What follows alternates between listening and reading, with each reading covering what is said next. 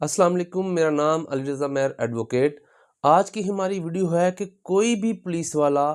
कोई भी police officers जो है वो आपको गैर कानूनी तौर पर गिरफ़्तार नहीं कर सकता,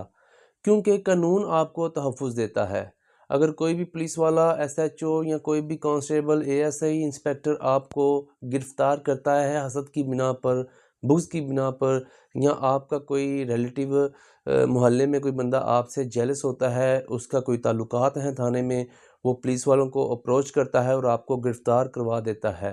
किसी भी झूठे मुकदमे में, या कोई भी वजह हो सकती है, आप गिरफ़्तार हो गए हैं, तो आपने क्या करना है? आपके पास कौन कौन से राइट्स मौजूद हैं कि आप उनको फॉलो करते हुए अपनी जान पुलिस से छुड़वा सकते हैं। तो आपने सबसे पहले पुलिस वालों को कहना है कि आपने हमें गिरफ़्तार किस वजह से किया है, हमें दिखाएं। अगर कोई भी आपको गिरफ़्तार कर लेता तो उनसे वजह पूछें कि हमें क्यों गिरफ़्तार किया है आपने, हमें वो एफआईआर बताएं, हमारे ऊपर किस चीज़ का इल्ज़ाम लगा हुआ है। ये आपका आईनी राइट है कि आपने पुलिस वाले से कहना है कि भाई मेरी मेरी किसी वकील से बात करवाएं मेरे से, या मेरे घर वालों से मेरी बात करवाएं, ताकि मैं खुद को डिफेंड कर सकूं, मैं अपने लिए कोई वकील हायर कर सकूं जो मेरी बात करे अदालत में जाके, जो मुझे बेगुनाह साबित करवा सके। ये दो बातें आपने करनी है। फिर आपने उस पुलिस वाले को ये कहना है कि 24 आवर्स के अंदर अंदर, 24 घंटों के अंदर अंदर मुझे किसी भी मजिस्ट्रेट के पास पेश करवाओ, किसी भी इलाका मजिस्ट्रेट के पास पेश करवाओ, ताकि वहाँ पर जाकर अदालत को भी ये पता चल सके कि ये बंदा पुलिस की कस्टडी में है। पेपर्स के ऊपर बात आ जाए ना, लीगल सारी बातें हो जाएं,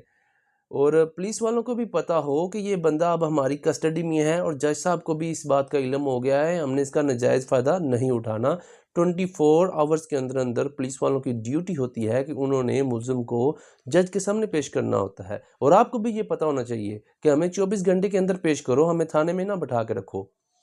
जब पुलिस वाला आपको किसी भी मजिस्ट्रेट के पास पेश कर देता है, तो आपने क्या करना है, क्योंकि ये पर्चा बुग़्ज़ की बिना पर, हसद की बिना पर हुआ है, आपके साथ तशद्दुद भी हो सकता है थाने में। तो आपने इस चीज़ को बाला नज़र रखते हुए जज साहब से रिक्वेस्ट करनी है कि जज साहब, ये मुझे थाने में मार रहे हैं या मार सकते हैं, दोनों वजूहात हैं, तो आप मेरा ना मेडिकल करवा दें।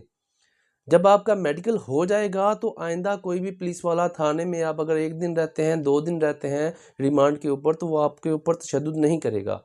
अगर आपके ऊपर तशद्दुद पहले ही कर दिया हुआ है, तो मेडिकल के बाद रिपोर्ट आ जाएगी, और उस रिपोर्ट का और आपका पहला जो सिस्टम है जिस्मानी, उसमें फ़र्क आ जाएगा, और जज साहब के पास आप उस रिपोर्ट को सबमिट करवा सकेंगे, ताकि जो आपके हुक्म से मेरा मेडिकल हुआ है उसको देखें, इन्होंने तशद्दुद किया है। अगर तशद्दुद साबित हो जाता है, तो वो पुलिस वाला अपनी ड्यूटी से फ़ारिग हो जाएगा, पर्चा होगा उसके ऊपर।